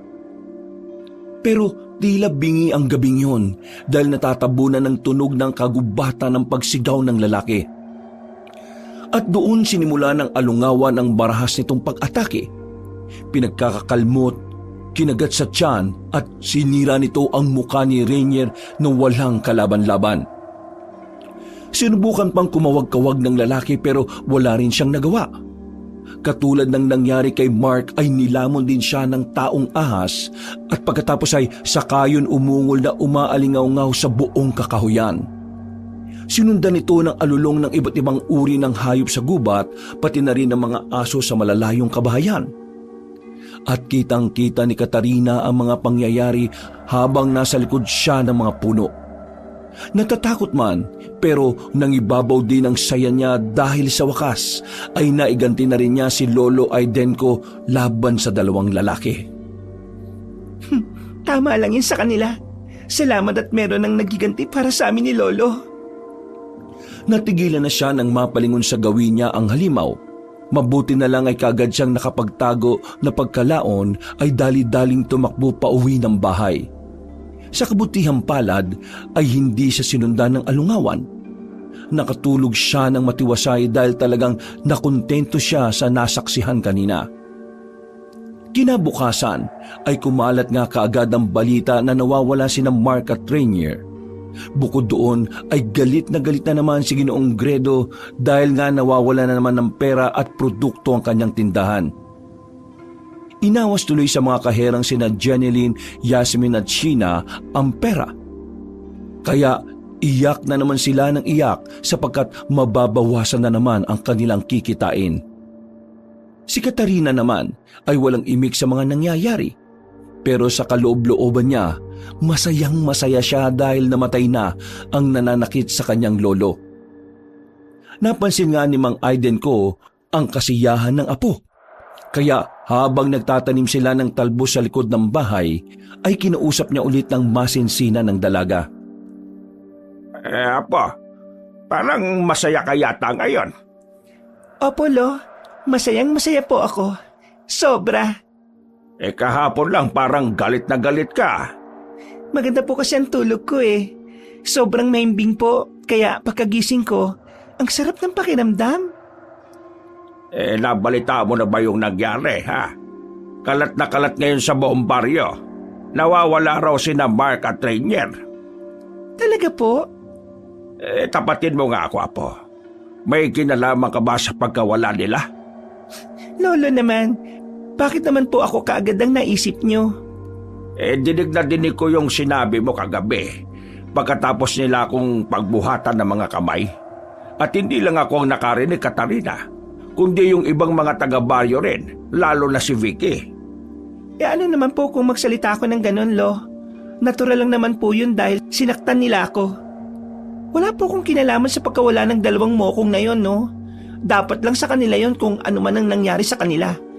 Palagay ko nga sila ang nagnako ng pera at produkto ron sa tindahan ni Sir Gredo Huwag kang ganyan na po. Mga tao pa rin yon. Huwag mo na po silang ipagtanggol, Lo. Hindi po sila dapat kaawaan. Walang pinipili ang awa, Katarina. At lagi kong sinasabi sa iyo na ang paghihiganti, akala mo'y malaking tulong sa iyo. Pero hindi. Dahil unti-unti lang nitong sisirahin ang magandang pagkatao mo. Sa huli, lahat ng ginawa mo ay babalik din sa iyo. Wala naman po akong ginagawa sa kanila Bakit parang ako pa rin ang sinisisi nyo? Kung mamatay sila, kasalanan na po nila yun. Hindi na nakatugon ng Ginoo dahil sa unang pagkakataon ay nataasan siya ng boses ng kanyang apo. Kahit mismo si Katarina ay nagulat din sa kanyang sarili. Pero dahil sa napapangibabawan ng galit, kaya sa halip na humingi ng tawad ay nag-walk out ang dalaga. Hinayaan na lang muna siya ni Lolo Aidenko na napabuntong hininga na lang bago bumalik sa pagtatanim. Makalipas ang ilang araw, Dahil sa nangyaring sagutan ay tila nailang na ang dalaga kay Lolo Aiden ko. Dahil nagsisisi rin siya sa pagsagot-sagot ng pabalang. At katulad ng isang apoy, ay mabilis na kumalat ang balita sa buong baryo. Natagpuan sa gilid ng sapa ang dalawang wala ng buhay na halos hindi na makilala dahil sa tindi ng pinsala sa katawan. Nahati ang tiyan ni Rainier habang si Mark naman ay parang tiniris ng malaking pison. Parehong naagnas ang katawan ng dalawa na parang sinabuyan ng asido. Dahil sa pangyayaring yon, isang takip silim ay nagkatipo na ang mga tao sa plaza. Sila ay mga pawang nag-aalboroto at natatakot dahil sa mga nangyayaring ito. Nang mapadaan doon si Katarina, ay tumayo lang siya sa isang puno sa pinakadulo at nakinig sa usap-usapan. Hanggang sa gitna ng kaguluhan ay tumindig si Aling Vicky. Halata sa hilat siya ng pagmumukha niya ang matinding galit at pag-aaklas na nararamdaman. Eto na naman tong feelingerang babae na to. Sa paghahangad niyang mapansin ni Sir Gredo, pati siya nakikigalit na rin sa mga katulad naming mahihirap. Akala niya naman makikisosyo sa kanya yung matabang negosyante na yon. Pareho lang silang sakim Dapat sila naman ang isunod ng alungawan na yon. Natigilan na siya sa tila pagkausap sa sarili dahil nagsimula ng magsisigaw si Aling Vicky. Nabalitaan naman nating lahat ang nangyari kay Mark at Rainier. Hindi ba mga kasama? Nung una, si Aling Olive na walang kalaban-laban ang namatay. Ngayon naman, ang mga mababait na kalalakihan na tumutulong sa atin ang walang awang pinaslang ng sinasabing alungawan. Anong sinasabi ng babaeng to na tumutulong? Sa katarantaduhan nila, oo. Tumutulong yung dalawang mokong na yon. Pero mabait? Ay naku, patawarin na rin tong si Aling Vicky. Narinig niyo naman yung sinabi ni Katarina nung nakaraang gabi, hindi ba? Ha? Bakit nadamay na naman ako? Sa mga nakarinig, itaas ang mga kamay ninyo. Malinaw ang sinabi niya, hindi ba? Nagaganti siya sa lahat. Naiisa-isahin niya ang mga taga-Darambong. Malinaw na ngayon sa akin ang lahat na ang maglolo na yon, si Mang Aiden ko at Katarina ang may pakana kung bakit tayo sinasalakay ng alungawan. Sila ang nagtawag sa taong ahas na aswang na yon. Kaya dapat silang managot. Nababaliw na yata tong babae na to Kami talaga ng lolong sinisisi niya? Sila ang malas sa baryo, Darambong. Sila ang mga salot. At anong dapat na ginagawa sa mga salot? Tama! Dapat silang managot. Kung hindi sila pananagutin ng mga kinauukulan, tayong taong bayan ang magpapanagot sa mga nagpadala ng salot na aswang sa lugar natin. Hindi matatapos ang maghapong to na hindi natin sila napagbabayad sa ginawa nila kay Aling Olive, Mark at Rainier. Naghiyawan ng mga tao na sang-ayon sa mga pinagsasasabi ni Aling Vicky. Hindi naman makapaniwala si Katarina sa mga narinig at doon niya tuloy biglang naisip ang sinabi sa kanya ni Lolo Aidenko noong nakaraan. Walang pili-pili ang awa, Katarina. At lagi kong sinasabi sa iyo na ang pag-iganti, akala mo ay malaking tulong sa iyo. Pero hindi, dahil unti-unti lang nitong sisirain ang magandang pagkatao mo. Sa huli, lahat ng ginawa mo ay babalik din sa iyo. Ano ba yung sinasabi ni Lolo sa akin? Diyos ko po, mapapahamak pa siya ng dahil sa mga kagagawan ko. Mula sa pwesto ay dinig ng dalaga ang matinding hiyawan at pagpaplano ng mga tao na tugisin silang maglolo. Pinangunahan talaga ni Aling Vicky ang tungkol sa bagay na yon at nagsabi pa siya na magbibigay ng pabuya sa unang makakahuli sa maglolo. Si Lolo, kailangan ko siyang balikan. Aling Vicky! Aling Vicky! Yung bata! Bakit? Ano nangyari sa bata? Nandun po sa bandang Impornal. Nahulog yata at parang may humatak. Tumulong po kayo! Tara na, mga kasama, pumunta tayo ron! Dahil sa panggogoyo ni Belko ay naubos sa mga tao sa plaza at tanging si Katarina ang natira sa pinakadulo kung saan siya nagkukubli sa puno. Dali-daling lumapit doon si Belko at kaagad siyang kinausap. Tara na, pumunta na tayo kay Mang Aiden ko bago pa siya kunin ng mga tao. Ano ba yung ginawa mo? Baka magalit pa sa'yo si Aling Vicky at madamay ka pa kung nagkataon. Meron naman talagang batang nahulog doon eh. Sinabi ko lang na may humatak para isipin nilang gawa yun ng alungawan. Tara na, habang abala pa silang lahat. Wala na nga silang sinayang na oras. Dali-dali silang naglakad papunta sa barong-barong. Pero nahirapan din silang makauwi dahil tila nagkalat ang mga taong tumutugi sa maglolo. Sana hindi pa tayo mauli ng pagdating sa bahay. Kung bibilisan natin masasabihan natin ang lolo mo. Paano natin magagawa yon? Halos nagkalat na sila. Tama talaga sinabi sa akin ni Lolo na mali ang mga pinagagawa ko. Dahil na imbis na humupang tensyon o galit ng mga tao sa amin, mas lalo lang nadagdagan. Nakita ko silang Mark at Rainier nung nakaraang gabi na nilamon ng aluwangan. Pero wala akong ginawa para tulungan sila. Pinagmasdan ko lang yung halimaw at tuwang-tuwa ako sa mga nakikita ko kahit alam kong mali yun. Saka mo na pagsisihan ng mga yan. Hindi to ang tamang oras. Dapat makauwi na tayo sa inyo bago pa mahuli si Mang Aiden ng mga taga-baryo. Habang sinusuong nila ang daan pa uwi, ay nakikita nila ang ilang kalalakihan na may dalang mga sulo at lubid. At bago pa sila makarating, ay naabutan na nila ang mga yon sa tapat ng barong-barong. Nako, nahuli na tayo. Naloko na. Umalis na tayo dito, Katarina, dahil baka mapahamak ka rin. Hindi, si Lolo Aiden ko. Paano siya? Natigil na sila sa pag-uusap dahil kitang-kita nila kung paano sapilitang pinasok ang barong-barong. At ilang saglit pa nga ay nakarinig na sila ng sigawan sa loob kaya mas lalong nag-alala si Katarina. Ano bang ginagawa ka? Parang awa nyo na. Huwag niyong sirain ang bahay namin ng apo ka. Hinatak ng mga kalalakihan na matandang Ginoo at nang nasa labas na sila ay saka pinagsisira ang barong-barong. Pagkatapos ay sinabuyan nito ng gas at inapuyan. Walang nagawa matandang lalaki kahit si Katarina habang nakatingin.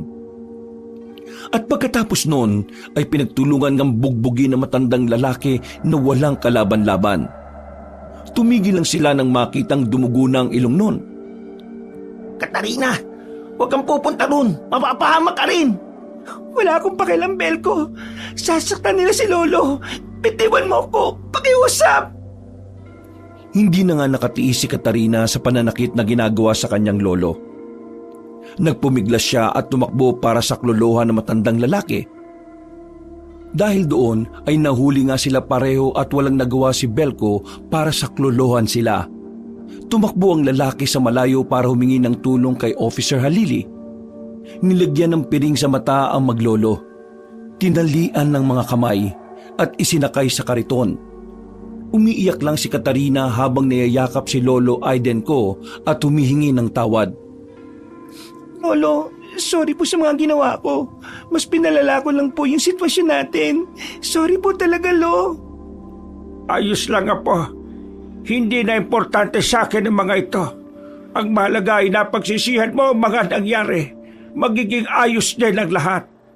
Papatayin po nila tayo, Lolo. Kung ito ang kapalaran natin, tatanggapin ko ng maluwag. Wala tayong dapat sisihin na po at wala tayong dapat ipagiganti sa mga taga-baryo. Bunga lang din ito ng matinding galit nila sa mundo. Kung tayo ang magpapahupa ng galit na yon, tanggapin natin ng maluwag. Pero wala naman po tayong ginagawang masama eh. Kaya nga sila nagagalit sa atin. Dahil kahit anong gawin nila, hindi natin nagagawang gumanti ng kasamaan sa kanila. Magiging ayos din ang lahat, apo. Naniniwala ko na ang Diyos na ang bahala sa atin. Huwag ka nang umiyak pa. Nandito lang ako at hindi kita iiwanan katulad ng pangako ko sa mga magulang mo noon. Sa Tatay Chris at Nanay Laurencia mo. Mas lalong napahagulgol ang dalaga kaya basang-basa na ang piring niya sa mga mata. Niyakap niya ng maigpit si Lolo Aiden ko hanggang sa makarinig na sila ng hiyawan ng mga tao. Nandun na pala kasi sila sa plaza kung saan nagkakatipon-tipon ng mga mamamayan ng Baryo Darambong. Mga kasama, pabor na pabor talaga sa atin ang pagkakataon at sigurado kung kaloob to na may kapal. Inadya niya na hindi na tayo mahirapan sa pagtugis sa mga salot ng baryo. Naghiyawan ng mga tao na para mga baliw dahil paniwalang-paniwala sila sa mga pinagsasasabi ni Aling Vicky. Tama rin talaga ang mga sinabi ni Sir Gredo sa atin. Ang mga ganitong klase ng tao ay walang puwang sa baryo natin. Sakit at kanser sila sa lipunan, kaya dapat lang sa kanila na idispatcha. Vicky, itigil mo na to ginagawa mo. Kung ano man ang galit dyan sa puso na meron ka, palayain mo na ang sarili mo. Manahimik ka, matanda ka. Wala kang alam dahil isa kang hampas lupa. Alam ko ang lahat, Vicky. Sinabi yun sa akin ng anak kong si Chris. Huwag mong babanggitin ang pangalan na yan. Matagal ng panahon na yon, Vicky. Patay na ang anak ko at ang asawa niya. Kaya palayain mo na rin ang sarili mo sa galit. Walang iya kang matanda ka. Sino ka para diktahan ako, ha? Sumenyas ang ginang sa dalawang kalalakihan. Kaya pinagsusuntok nila sa hita si Mang Aiden ko. Dinig na dinig naman ni Katarina ang paghiyaw ng sakit ng kanyang lolo. Kaya pumagit na siya. Dahil tuloy doon ay nakatikim din siya ng mga suntok ng kalalakihan. Pero hindi nakaramdam ng katiting na awa ang mga mamamayan. Pinaghiwalay nila ang maglolo. Iyak ng iyak si Katarina na nagmamakaawa habang si Lolo Aiden ko ay hinang-hina ng katawan sa dami ng natamong suntok at sipa. Sige na, at itali nyo na mga yan. At katulad ng ginawa nyo sa bahay nila, ganito rin ang gagawin natin sa mga salot na ito. Sigurado kung kapag nasunog sila ay matatakot na ang alungaw na sumasalakay dito sa baryo Darambang. Muli na namang nagbunyi ang mga tao na parang mga baliw. Paniwalang paniwala talaga sila na parang nagayuman ni Aling Vicky kahit hindi naman. Sadyang magaling lang talagang magmanipula ang ginang dahil sa natapalan nito ng pera mga tao. Ilang saglit pa ay magkasabay na tinali sa poseng kahoy ang maglolo. Sa ilalim nila ay may mga maliit pang kahoy na sinabuyan na ng gaas para sa gagawing pagsunog mamaya. Nang handa na ang lahat, ay nagsagawa muna sila ng dasal sa Diyos at kung ano-ano pang kabaliwan. Sa pag-aakalang ito ang makapagliligtas sa kanilang lahat laban sa pagsalakay ng alungawan. Hanggang sa sumapit na ang 10:00 ng gabi. Muli silang nagkatipon para sa iisang layunin, ang sunugin ng buhay ang maglolong Aiden ko at Katarina. Ngayong gabi na to, ay masasaksihan nating lahat kung paano maalis ang kamalasan sa ating baryo. Sa pamamagitan ng pagsunog sa ugat ng salot at sa ugat ng pagsalakay ng taong ahas. Sama-sama nating pagmasdan kung paano sila tupukin ng apoy at ang paghiyaw nila ang magiging sandata natin para tuluyang bumalik sa dati ang baryo natin. Nagpalakpakan pa ang iba at nag-iyakan habang nakikinig sa sinasabi ni Aling Vicky. At ilang saglit pa, sumbenyas na siya sa dalawang lalaki na sunugin ang ilalim ng pinagtalian kay Lolo Aiden ko at Katarina. Pero bago pa mangyari yon, ay nakarinig na sila ng tunog ng baril. Dahil dito ay napayukod ang lahat at napatingin sa likuran. Doon na nila nakita si Officer Tomas kasama si Belko. Kitang-kita ang pagkaseryoso sa mukha ng dalawang lalaki kaya natakot din ang lahat. Itigil niyo yan! Narinig niyo sinabi ni Officer Halili. Bitiwan niyo yung mga hawak niyong apoy at itapon sa malayo at patayin. Dahil nag-aalinlangan pa ang dalawang lalaki na sumunod kaya nag-second warning shot na si Officer Halili. Dahil doon ay dali-daling tinapon ng dalawang lalaki ang apoy at pinatay. Nagtabihan din sila nang lumakad sina Officer Halili at Belko palapit sa kinaroroonan ng maglolong kitang-kita na ang matinding paghihirap. Nababaliw na ba kayo lahat? Alam niyo ba na po pwede kayong makulong sa ginagawa niyo? Inaakusahan niyo ang mga taong walang kasalanan sa mata ng batas at sa mata ng Diyos. Kung sino man ang may pakana nito, mananagot siya. Ituro niyo ngayon din. Dahil sa takot at respeto sa pulis, kaya itinuro ng mga ito si Aling Vicky na taas no pang hinarap ang alagad ng batas. Dapat lang silang mamatay. Sila ang dahilan kung bakit namatay si Aling Olive, Mark at Trainer. Manahimik ka! Sinungaling na babae! Makinig kayo lahat! Ang taong to na sinusunod-sunod nyo na parang Diyos ay isang kriminal! Siya rin ang naglagay ng pera sa bag ni Mang Aiden ko para mapagbintangan tong nagnakaw kay Aling Olive. Siya rin ang nag-utos kay Mark at Trainier na magnakaw ulit sa tindahan ni Sir Gredo at ipasa ang sisi sa maglolo. Lahat ng mga ito ay pakulo ng babaeng yan! Kayo ang sinungaling! Wala kayong ebidensya laban sa akin! Palim na kitang pinaimbestigahan, kaya sa presinto ko na lang magpaliwanag. Pagkatapos maayos nitong ginawa mo rito, ay mananagot ka sa batas.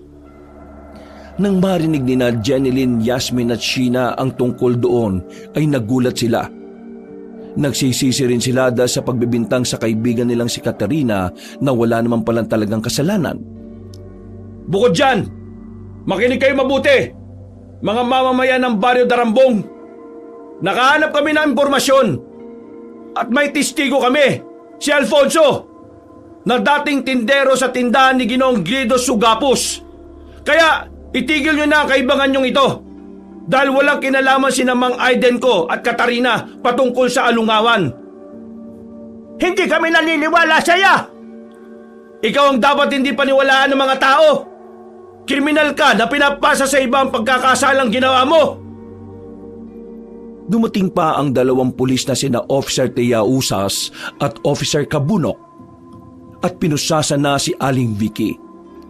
Nang dali na ang ginang sa police car ay muling nag-focus si Officer Halili sa mga taong bayan. Kilala na namin kung sino ang alungawan. Ang taong ahas na aswang na sumasalakay sa ating baryo ay walang iba kundi ang tinitingala niyong si Ginoong Guido Sugapos. Itong dahilan kung bakit nagtago si Alfonso at kumuha ng malaking pera sa tindahan yon. Para patunayan ng lahat, bumalik siya rito para makisan at tugisin ang taong yon. Magkaisa tayo mga kasama para matapos na ang gulong ito. Ganun na nga ang gulat nila nang lumabas din si Alfonso mula sa isang police patrol na sinasakyan ni Officer Halili. Lumapit din ang takot na lalaki sa gitna at ipinaliwanag ang lahat. Doon nga napag-alaman ng mga tao ang tungkol sa tunay na katauhan ni Ginoong Guido Sugapos. Kaya rin sa tagal ng panahon nito sa Baryo Darambong ay ngayon lang ito nanalakay bilang alungawan. Tuwing kada 10 taon lang kasi sila nakakapagpalit ng anyo dahil sa bisa ng salamangkang itim. At dahil doon ay tuwing kada 10 taon lang din siya nakakaramdam na matinding gutom. Pagkatapos ng mahabang paliwanagan, ay pinakawalan na nga sina Mang Aiden ko at Katarina. Tumakbo si Katarina patungo sa kanyang lolo at niyakap ito ng mahigpit habang humahagulgol sa pag-iyak. Maraming salamat sa inyo, Officer Halili at Belko. Kung di kayo dumating, siguradong natupok na kami ng apoy ni Lolo. Hindi ko naman haayaan na mangyari yun dahil... Dahil ano, ha? Wala po, Mang Aiden. Aalalayan ko na po kayo para pumunta sa klinika. Habang umaambon sa paligid ay walang nagsasalita sa mga mamamayan dahil silang lahat ay napahiya. Pero sinabihan pa ni Officer Halili ang mga tao na mas maging mapaghanda dahil oras na para sa lakayin nila ang totoong salarin. Wala na nga silang inaksayang oras. Nang mahatid na sa kulungan si Aling Vicky ay nagsimula na ang lahat sa matinding paghahanda. Ang bawat isa ay may bitbit na gulok, sibat, patalim at sulo. Ang punong baryo ay tinipon ng lahat sa ilalim ng malaking punong balete upang ibahagi ang plano. Sa tabi niya ay nakatayo si Officer Tomas Halili na puno ng determinasyon ng mga mata. Nang madala naman nasa klinika si Lolo Aiden ko, ay sumunod na rin kaagad sina Katarina at Belko sa pagpupulong para tumulong. Ngayong gabing to, hindi na tayo magpapalinlang pa sa halimaw na matagal na nagkukubli sa anyong tao. Sama-sama nating tutugisin ang totoong saninang kasamaan sa lugar natin. Ngayong gabi, tayo magtutulungan para iligtas ang baryo sa tunay na salot. Nagkatinginan ng mga tao dahil sa mga sinabi nilang yon. Mula sa tindera ng bibingka hanggang sa magpapalayok, pati ang mga matatandang ilang dekadang nainis sa maglolo Aiden ko at Katarina, ngayon ay tahimik at nakikisa na lang sa plano. Nasa gilid lang ng pulutong si Katarina at naghihintay ng hudyat. Tahimik siya habang pinagmamasda ng hawak na sandatang binigay ni Belko kanina habang papunta sila roon. Nang matapos na ang kanilang pag-uusap, ay nagsimula na nga ang kanilang operasyon. Makakasama sa police car ni Officer Halili silang tatlo ni Katarina at Belko. Ang iba naman ay nasa police car ni Officer Tiausas pati Officer Kabunok. At ang ilang taga-baryo ay nagkanya-kanya ng pagsakay sa kanilang motor at tricycle. Sigurado ko bang gusto mong sumama, Katarina? Bakit hindi ka na lang din kasi nagpaiwan dun sa klinika? Marami ka na ring natamong sugat, oh. Walang-wala mga sugat nito kumpara sa masasakit na salitang narinig namin ni Lolo sa mga taga-baryo. Pero hindi na ako nagtatanim ng galit sa kanila dahil ibubuhos ko ang lahat ng ito sa halimaw na yon. Wala na nagsalita sa dalawang lalaki. Nagpatuloy na sila hanggang sa marating ang magarang bahay ni Ginoong Grido Sugapos. Ito ang unang beses ng karamihan sa kanila na makita ang malamansyong bahay na gawa sa bato at kahoy. May bakod na bakal at sinasabing may mga lihim na silid sa ilalim. Pagbaba ng sasakyan ay sumenyas kagad si Officer Tomas sa mga kasama na maging maingat at mapanuri. Hinati sila sa 3 grupo. Ang grupo ni Officer Tiausas at ang grupo ni Officer Kabunok. Tahimik na ang buong paligid at wala ni isang ilaw ang bukas sa loob. Ang mga aso ng kalapitbahay ay nag-uunahang tumahol at ang hangin ay tila amoy lansa ng dumanak na dugong hatid ng paligid. Nasa unahan si Officer Halili, dala ang mahabang arnis at isang shotgun. Sumunod si Katarina na nakatali ang buhok at sa balikat ay may nakasukbit na tirador na may mga aserong palaso. Si Belko naman ay may sako ng mga pangsulpit na semento, palaso at ilang granada na hindi niya sinasabi sa mga pulis. Baka kasi kumpiskahin sa kanya kapag nakita. Maya-maya pa, paglapit nila sa main gate ay biglang bumukas ito ng kusa na parabang inaanyaya na silang lahat na pumasok. Iba ang pakiramdam ni Katarina, pero tinuloy pa rin nila ang paglalakad. Ayoko sa mga ganitong klase ng mga pa-welcome. Mukhang nakaanda na rin ang halimaw sa pagdating natin, ah. Ang narinig ko malakas daw ang pandinig ng mga alungawan. Kaya maging alerto ang lahat. Sumenyas na nga sila sa lahat. Kaya magkasunuran silang pumasok sa loob kasama ang grupo ni Officer Tiausas. Nagpaiwan naman sa labas ang grupo ni Officer Kabunok bilang paghahanda. Pagpasok nga nila sa loob ng bakuran ay biglang nagsara ang gate sa likod nila. Naging alertong lahat dahil doon at sa isang iglap nga ay isang malakas na dagundong mula sa itaas ng bahay ang sumalubong sa kanila. Pagkatapos nito ay may gumapang na anino pababa sa dingding. Parang dambuhalang sawa na may mukha ng tao. Kitang-kita ni Katarina ang berdeng mga mata nito. Ang dila na humahampas sa hangin at ang malalaking kaliskis na kumikinang sa liwanag ng buwan. Nakita ko na yung halimaw! Nandun sa itaas yung alungawan! Magsipaganda kayong lahat! Nagkanya-kanya ng tago ang mga tao habang nanatiling alerto. Si Belko ay nasa likuran lang ng dalaga bilang pag-alalay sa maaaring pagsalakay ng aswang. At maya-maya pa nga, tuluyan ang lumantad ng dambuhalang halimaw sa kanilang lahat. Maligayang pagdating sa inyong lahat, mga hangal na taga-baryo! Kayo na pala ang mga gustong mamatay! Kaya kayo nagpunta rito ng kusa! Hindi kami mamamatay ngayong gabi, kundi ikaw! Ha! Nakakatuwa ka naman talagang babae ka. Siguro, dinala mo silang lahat dito sa akin, ano? Para ba mapagmasdan mo silang mamatay katulad ng ginawa mo kay Olive, Mark at Trainer? Manahimik ka! Totoo naman ang sinasabi ko, ah! Hinagis ni Katarina ang isang patalim pero naiwasan lang ito ng halimaw.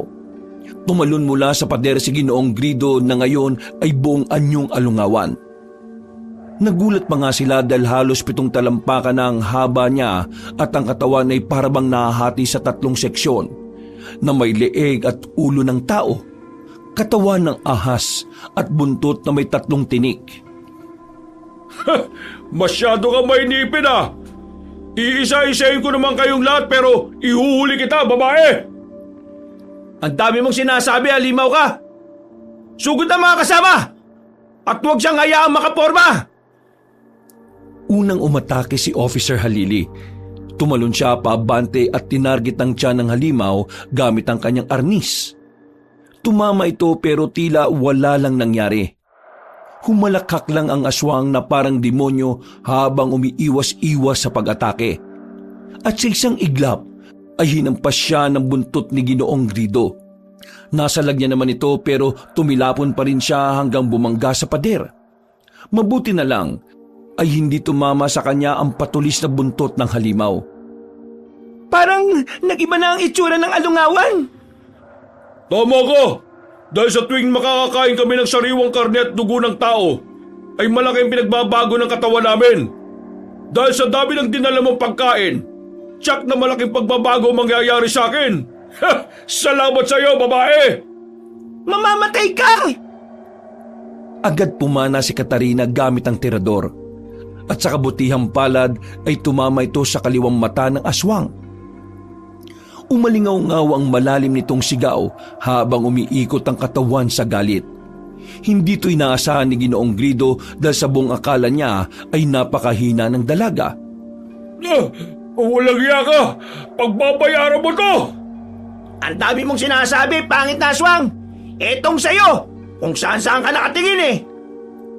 Sumunod na tumakbo si Belko. Sabay niyang ibinuhos ang laman ng sako na may tansong bitag. Naghagis din ng ganito ang ilang pang kalalakihan at naipon ang mga ito sa palibot ng alungawan na dumikit sa mismong balat nito. Ngunit isa-isa lang itong winasak ng galit na taong ahas gamit ang kanyang mga kaliskis at lakas. Mga patay gutom na mahihirap! Kahit sama-sama kayo, ay walang makakapantay sa akin! Isa akong sinaunang aswang! Maalamat na aswang! Kaya anong panama niyo sa akin, ha? Habang nagngangalit ang muka, ay dumausos ito sa damuhan na parang torpido. Mabilis itong lumusot sa ilalim ng mga halaman at biglang sumulpot sa likod ni Katarina. Sa huling saglit, naiwasan ng dalaga ang matalim nitong pangil, pero nahablot nito ang braso ni Belko. Belko! Ayos lang ako, Katarina! Mag-iingat ka! Takbo! Habang tumatakbo silang dalawa, ay biglang umalingaw-ngaw sa likuran nila ang magkakasunod na putok ng baril. Paglingon nila, ay naroon ang sugatang si Officer Halili kasunod ang iba pa at sunod-sunod silang umatake. Pero isang makahulugang pagngisi ang isinukli sa kanila ng halimaw. Pagkatapos ay sila na nga ang binalingan nito. Walang awang sinagasaan ng alungawan ang mga taong nadaraanan niya. Nilamon niya ang mga yon ng buhay hanggang sa mabundol na niya si Officer Halili at Officer Tia Usas. Tumalsik ang 2 pulis at sugatan ng mga yon na nahihirapan ng tumayo. Naloko na! Delikado na tayo sa laban! Ang lakas na ng halimaw! Mabuti at alam mo kung hanggang saan lang ang kakayahan mo.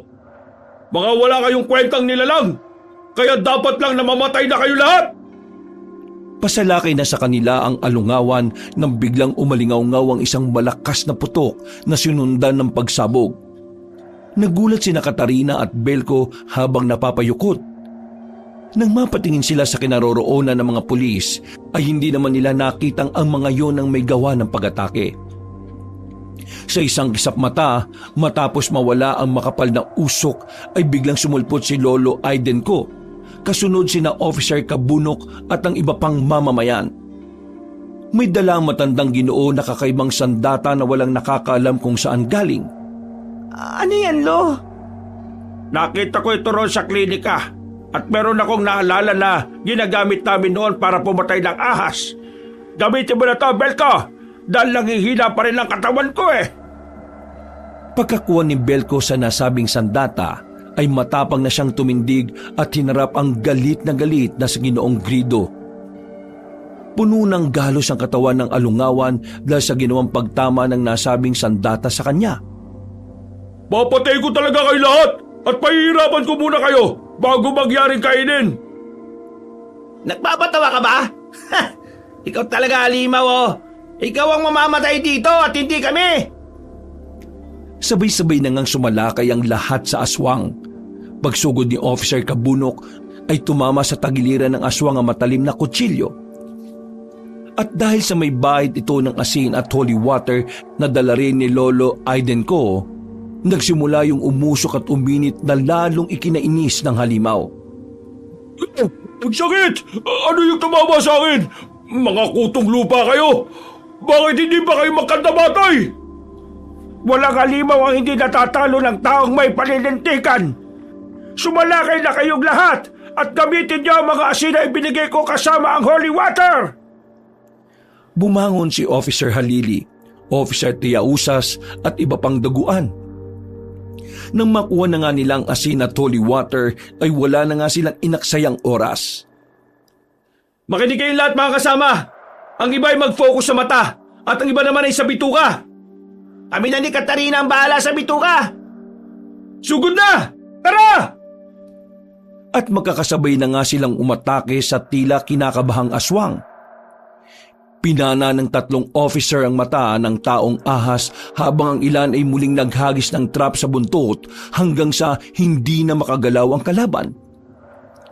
Habang nagwawala ay umuungol-ungol ang alungawan at sinamantala ni Katrina at Belko ang pagkakataon. Sa tulong na rin ng ibang taga-baryo na tumarget sa kamay ng aswang na naputol ay naging malaking bagay yon. Ngayon na, Katarina! Ngayon na! Magkasabay nilang tinutukan ng sandatang tiyan ni Ginoong Grido na kitang-kita sa mukha ang matinding pag-aalala. Pero magkagayunman ay pinangibabawan pa rin ito ng matinding pagnanais. Hindi niyo ako mapapatay! Ako ang maalamat na aswang! Hindi na ngayon! Magpaalam ka na sa mundong ito, aswang! Isang pagsabog ang naganap kasunod ng pagkabutas ng tiyan ng taong ahas. Nagtalsikan na nagliliyab na mga laman ito sa buong paligid hanggang sa lumayo na silang lahat. Matapang na lumapit si Lolo Aidenko at saka isinaboy ang natitirang holy water na hawak.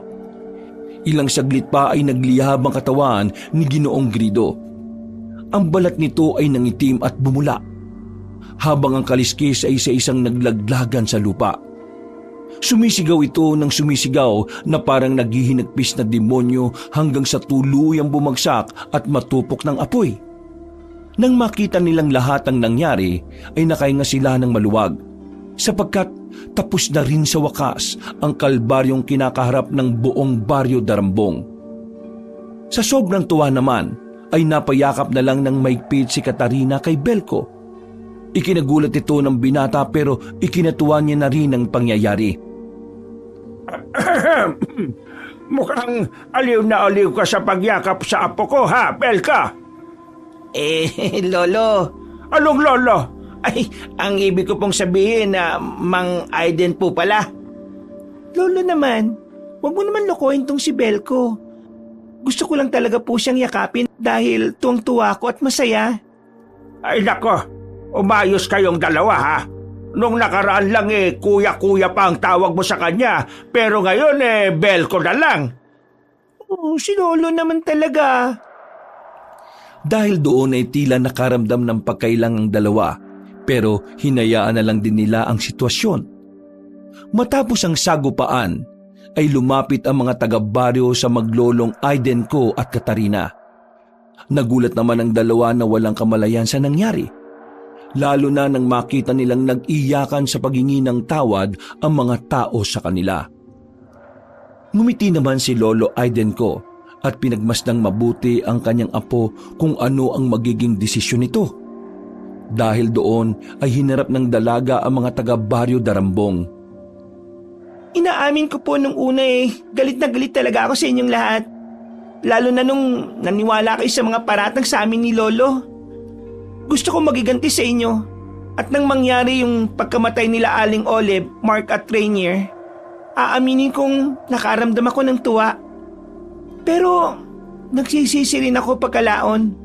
Lalo na nang makita kong walang magandang dulot sa sarili, sa kapwa at sa komunidad ang galit sa puso.